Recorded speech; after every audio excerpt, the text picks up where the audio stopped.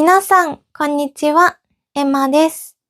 今日のポッドキャストでは、皆さんが日常生活で使えるような目に関するフレーズをお話ししていきます。皆さん、目がないという言葉聞いたことがありますか？目がないっていうのは、実際に目がないわけじゃありません。目がないという言葉は、大好きという意味を表すんですね。好きで好きでたまらない状態。例えば、私はケーキに目がないです。私は甘いものに目がない。私は映画に目がない。こういった使い方をします。これらの意味は、私はケーキが好きで好きでたまらないとか、私は映画が大好きという意味になります。なんかこうやって聞くとすごく面白いですよね。普通のこの目がね、フレーズに入ることによっていろんな意味に変わります。他にもご紹介していくんですけど、次にご紹介するのは、目を疑うという言葉です。目を疑う。これはですね、信じることができない状態を表します。例えばすごく驚いた時に使う言葉なんですけど、私がずっと欲しかったカバンがあるとします。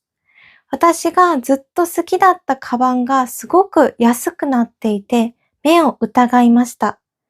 これは、あまりにも安いからびっくりしてるんですね。こういう時に、目を疑うという言葉を使います。例えば、もうちょっと良くない意味だと、恋人がですね、浮気をしているのを見てしまった。そんな時に、私はショックのあまり目を疑いましたとか、目を疑った、そういった意味で使います。恋人が浮気をするなんて信じられない。さっきの言葉だと、こんなバッグ、こんなにいいバッグがこんなにも安いなんて信じられない。そういった時に目を疑うという言葉を使います。次にご紹介するのは、目が回るというフレーズです。これはとても忙しい状態を表します。例えば、私は今日お仕事が忙しくて目が回りそうです。とか、皆さん学生の方だと、テスト前ですごく勉強が忙しい。もう目が回りそう。こういった感じで使います。もう一個最後にご紹介したいのが、目を光らせるというフレーズです。皆さんどんな意味かわかりますか？一度想像してみてくださいね。親が子供に目を光らせました。実際に目をパッて光らせてるわけじゃなくて、これは注意深く見るということです。注意深くっていうのは気をつけてっていうことですね。子供が何か危ないこととか、危険なことですね。危ないことや、どこかに行ってしまいそう。心配な時とか、そういう時に目を光らせる。目を光らせてしっかり子供を見ておくという感じで使います。どうでしたか？今日は目に関するフレーズを4つご紹介したんですけど、きっとね、今まで皆さんは目って聞いたらこの目をね、思い浮かべる方がすごく多いんですね。それももちろん正解なんですけど、このね、目をフレーズとして使うことによって、本当にいろいろな意味になります。注意深く見るっていうことや、忙しいってこと。で、信じられない。あと、何紹介したっけ？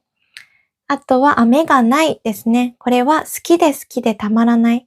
こういった全然違う意味がたくさんあります。たった一つの目を使うことによって、日本語はこんなにも広くなるんですね。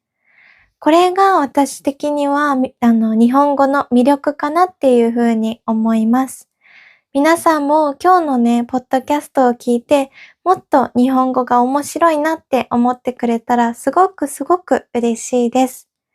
他にも体の部位ですね、頭とか口とか使った言葉を今後さらに、皆さんにね、お伝えしていきたいなと思うので、よかったらチャンネル登録をして待っていてください。今日もここまで見てくれて本当にありがとうございました。いいなと思ってくださった方は、高評価とコメントとチャンネル登録もよろしくお願いします。では、また次回のポッドキャストでお会いしましょう。じゃあね。